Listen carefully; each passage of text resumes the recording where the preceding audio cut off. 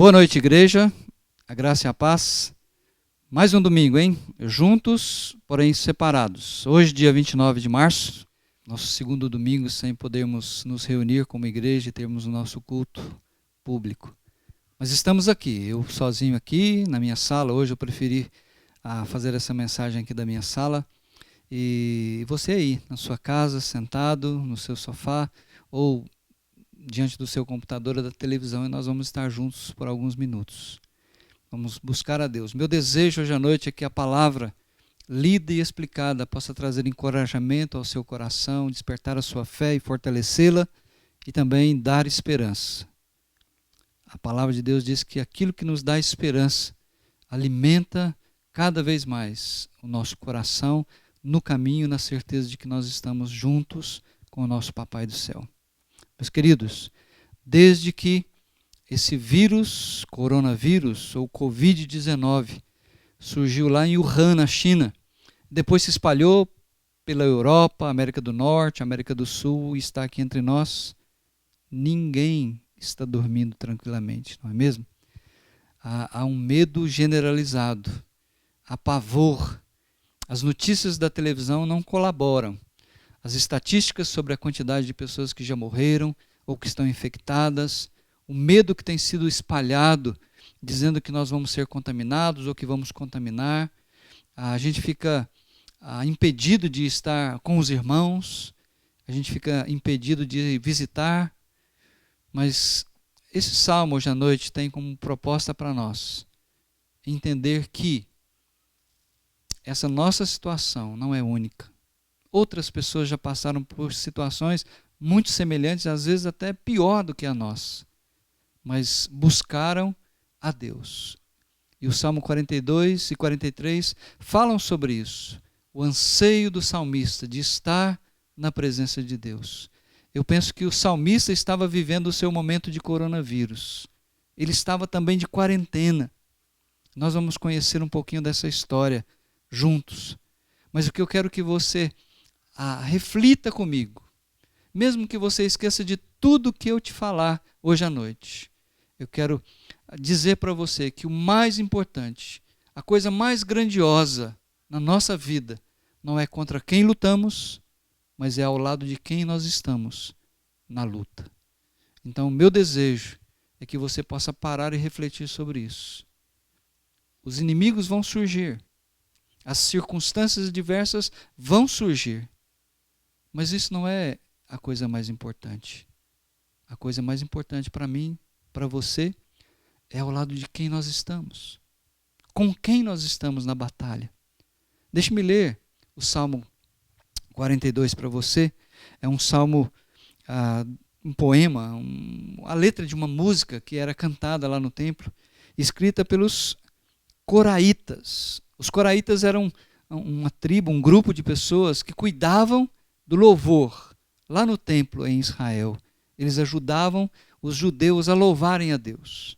Então ele diz assim: como a corça anseia por águas correntes, a minha alma anseia por ti, ó Deus. A minha alma tem sede de Deus, do Deus vivo. Quando poderei entrar para apresentar-me a Deus? Minhas lágrimas têm sido meu alimento de dia e de noite, pois me perguntam o tempo todo: onde está o seu Deus? Quando me lembro dessas coisas, que coisas? Daquilo que está vivendo, de onde ele está, do que ele está passando.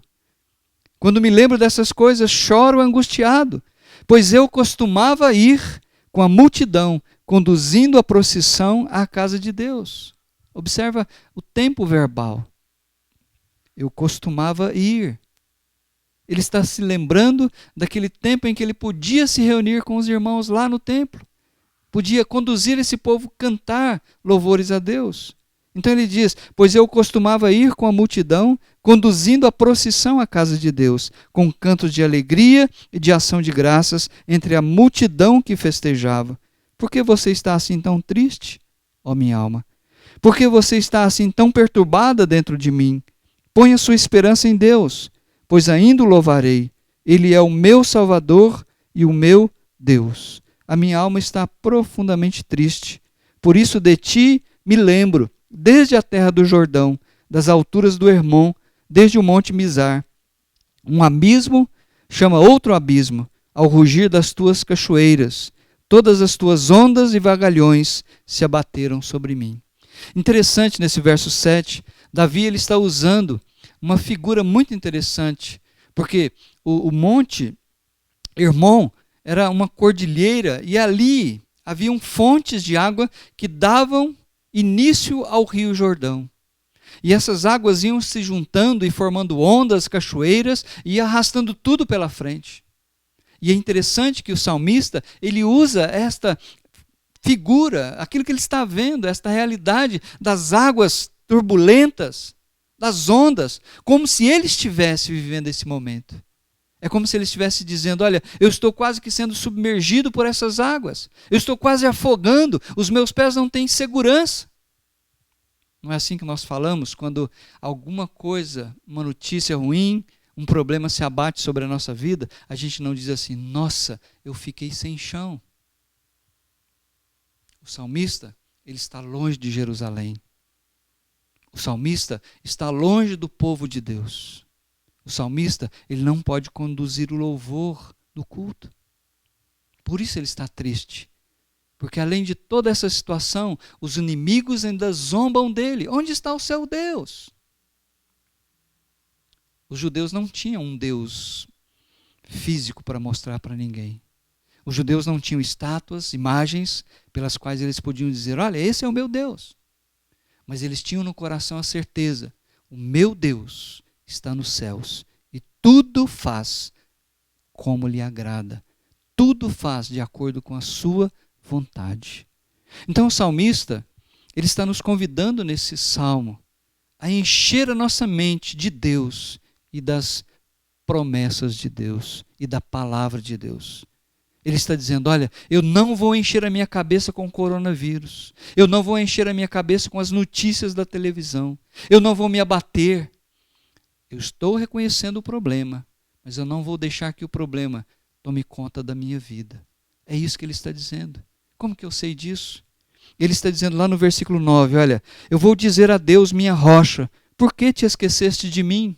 Não é interessante isso? Quando nós estamos passando por um problema, a primeira coisa que vem à nossa cabeça é que Deus se esqueceu de nós, que Deus não se importa com a nossa vida, que Ele não está prestando atenção nas circunstâncias que estão se abatendo sobre mim.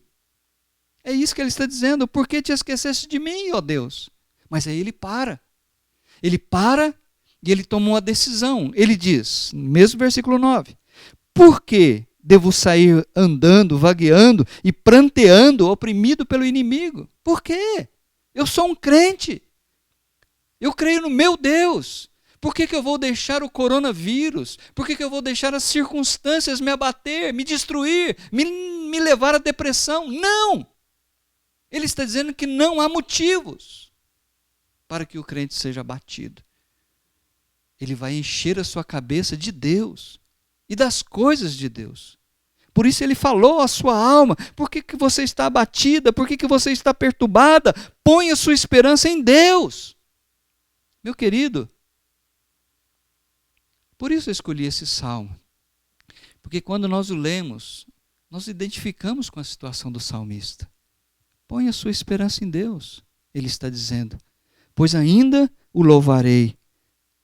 Ele é, diz o salmista, ele é o meu Salvador e o meu Deus. Por isso, o salmista diz, de ti me lembro. Ele está dizendo, olha, eu vou encher a minha cabeça com Deus e com as coisas de Deus. Eu vou encher a minha mente com a verdade da palavra de Deus. Então, ele busca na palavra pensamentos, ideias sobre Deus para fortalecê-lo. E isso é muito importante.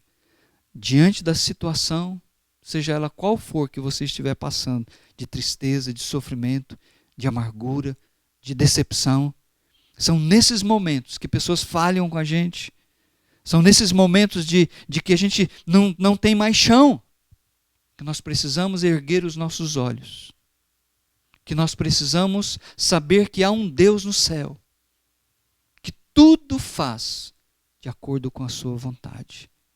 Nós precisamos levantar os nossos olhos aos céus e, através do ensino da palavra, trazer à nossa memória quem é o nosso Deus. Que Deus é esse que eu não posso mostrar fisicamente, mas que eu sei que existe. Nosso Deus invisível, mas é verdadeiro. Ele está nos céus e tudo faz como lhe agrada. Então o salmista, ele nos convida a pensar sobre Deus. Quem é Deus para o salmista? No versículo 1 do Salmo 43, ele diz assim: faze-me justiça, ó Deus, e defende a minha causa contra um povo infiel. Livra-me dos homens traidores e perversos, pois tu, ó Deus, és a minha fortaleza. Aqui ele nos dá uma pista da sua quarentena, do porquê ele está longe de Jerusalém. Ele fala de homens traidores e perversos. Pode ser que alguma nação inimiga tenha invadido a sua terra e levado ele cativo para longe. Ele nos dá a entender que ele está nas regiões lá do Monte Hermon, perto da Síria, ao norte de Israel. Mas ele diz: eu me lembro de ti. Eu nunca me esqueço do meu Deus. Não só nos momentos bons que eu lembro de Deus. É nas adversidades que realmente eu coloco Deus na minha vida. E o busco de todo o coração. Ele está dizendo: olha, eu não tenho condições de lutar contra os meus inimigos. Eu não tenho condições de me libertar. Eu não tenho condições de me salvar. Por isso, faze-me justiça, ó Deus, e defende a minha causa. E ao seu coração a verdade de que Deus é um justo juiz. Deus é amor, mas Deus também é um justo juiz. E Ele vai julgar este mundo com justiça. Ele vai condenar todos aqueles que rejeitaram a sua provisão de salvação que está em Cristo Jesus. Por isso o Novo Testamento nos ensina: quem tem o Filho de Deus tem a vida eterna. Mas quem rejeita o Filho de Deus, sobre esta pessoa permanece a ira, o juízo de Deus, o julgamento de Deus. O salmista está passando por uma situação difícil, mas ele sabe que Deus é um justo juiz e irá julgar a sua causa, irá defendê-lo. Mas em segundo lugar, o salmista diz o seguinte: envia a tua luz e a tua verdade, elas me guiarão e me levarão ao teu santo monte, ao lugar onde habitas, no versículo 3. Luz e verdade são figuras que mostram, que evidenciam, que revelam a palavra de Deus. O salmista, no Salmo 119, versículo 105, ele diz assim: olha, lâmpada para os meus pés é a tua palavra e luz para os meus caminhos. Neste mundo de trevas, neste mundo de mentiras, neste mundo de orgulho e rebeldia contra Deus e a sua palavra, nós precisamos nos guiar, nós precisamos andar na verdade. O Senhor Jesus, quando ele fez a sua oração como um sacerdote por nós, lá em João 17, um dos pedidos que ele fez, intercedendo por nós ao Pai, foi: Pai, santifica os meus discípulos na verdade. A tua palavra é a verdade. O salmista, ele sabe que Deus é verdadeiro e que Deus é a verdade. O Senhor Jesus falou sobre isso. Eu sou o caminho, a verdade e a vida. Ninguém vem ao Pai senão por mim. Jesus é o único caminho. Ele é a única verdade. E Ele é a vida, porque Ele venceu a morte. E por isso Ele pode dar vida. Por isso Ele falou: eu vim para que vocês tenham vida e a tenham de uma maneira plena. Meus queridos, eu vou falar algo que vai talvez escandalizar você nesta noite. Mas o coronavírus não chegou aqui no Brasil de livre e espontânea vontade. Ele veio porque assim Deus determinou. Nada acontece fora da vontade de Deus. Tudo o que acontece é porque Deus determinou. E por que Deus determinou que o vírus viesse não só sobre o Brasil, mas para que esse vírus pudesse trazer pânico ao mundo inteiro. É para mostrar para nós, para nos humilhar e para nos ensinar que nós não somos autossuficientes como imaginamos.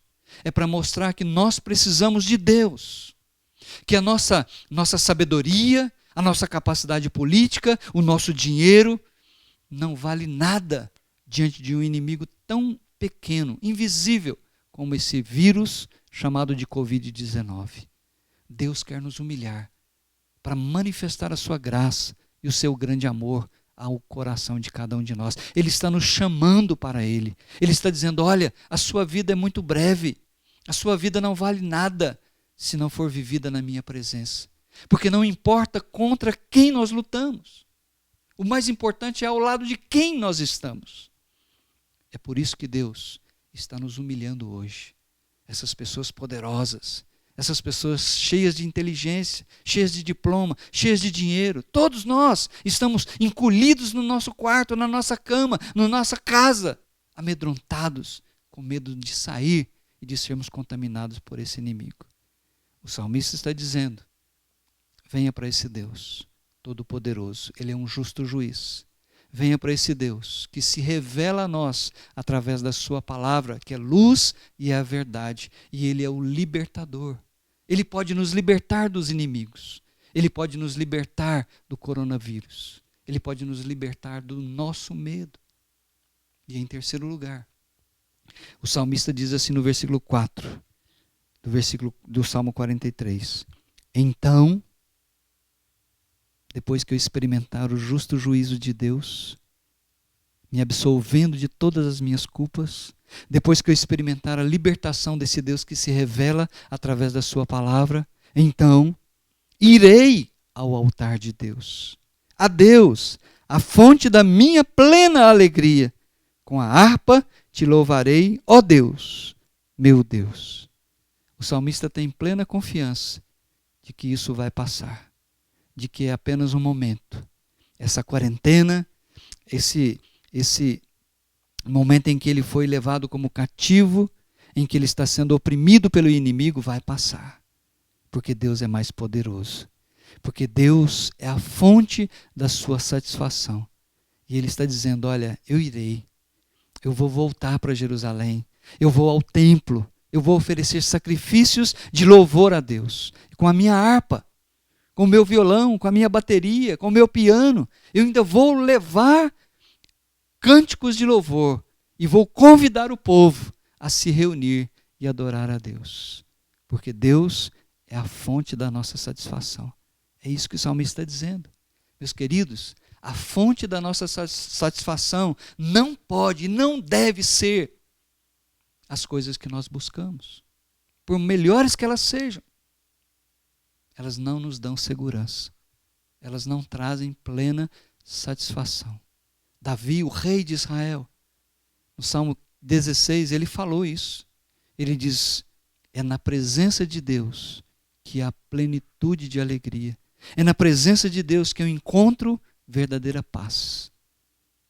Meus queridos, não importa contra quem nós estamos lutando. Não importa se esse vírus é poderoso. O importante é o lado de quem nós estamos nesta luta. O salmista, ele está nos motivando a voltar os olhos para Deus. Ele está nos encorajando a encher a nossa mente de um Deus todo-poderoso, que faz tudo o que lhe agrada e que tem a minha vida e a sua vida nas mãos dele. O salmista termina este salmo dizendo o seguinte: por quê? É uma pergunta. Por quê? Por que você está abatida, ó minha alma? Por que você está perturbada dentro de mim? Não se deixe abater pelo coronavírus. Não se deixe abater pela quarentena. Ponha a sua esperança em Deus, pois ainda o louvarei, porque Ele é. Aqui faz toda a diferença. Porque Ele é o meu Salvador e o meu Deus. Meus queridos, que Deus encha o nosso coração de encorajamento nesta noite. Para que nesta próxima semana haja o que houver. Seja qual for a decisão dos nossos governantes, que nós possamos erguer os olhos, olhar para os céus e dizer: o nosso Deus está nos céus e tudo faz como lhe agrada. Nada acontece que não seja da vontade dele. Se este vírus veio para o Brasil, foi porque Deus assim o quis. Ele determinou isso para me humilhar, para me fazer entender que não é só de pão, que não é só de coisas materiais que vive o homem, mas de toda a palavra que procede da boca dele. Esta palavra é luz e verdade para me conduzir e para me levar para o céu. Porque Jesus veio, ele morreu na cruz do Calvário pelos nossos pecados. Esta é a verdade que a Bíblia diz. Porque pela graça vocês podem ser salvos, mediante a fé. A fé é um dom de Deus. Nós não somos salvos por obras, porque assim pessoas poderiam se gloriar diante de Deus. Mas nós somos salvos pela graça, mediante a fé, para que ninguém bata no peito e se orgulhe diante de Deus. Eu quero terminar repetindo aquela frase que várias vezes eu falei durante esta mensagem, e eu quero gravá-la no seu coração.